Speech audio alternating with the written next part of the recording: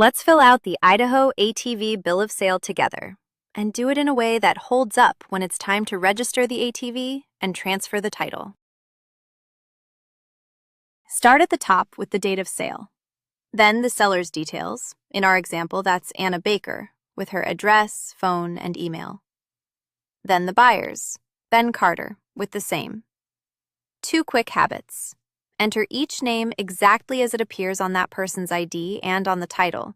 A nickname or a typo can stall the transfer later. And don't leave a line blank. If something doesn't apply, write NA.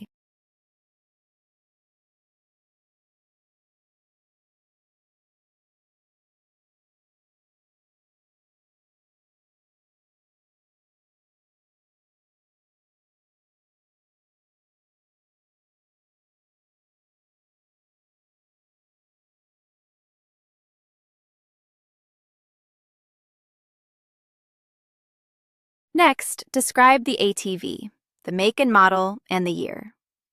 Then the VIN. Type the VIN exactly as it appears on the title or the ATV.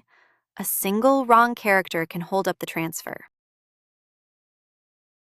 Now the sale price, in our example, $8,500, paid all at once, by check, with taxes included. Write the real price.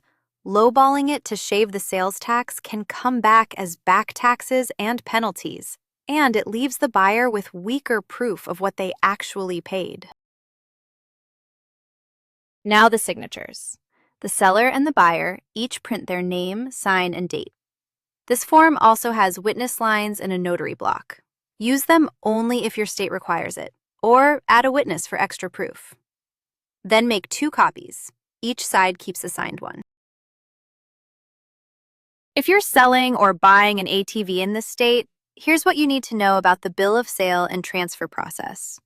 First, let's talk about signing. The bill of sale needs to be signed by the owner or applicant, so make sure that signature is there before anything moves forward.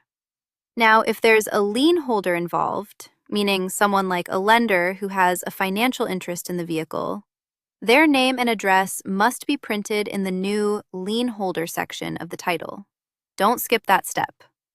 For odometer disclosure, if the ATV was manufactured after 2010 and it weighs under 16,000 pounds, you'll need to include an odometer disclosure on your paperwork. Check your vehicle's year and weight to know if this applies to you.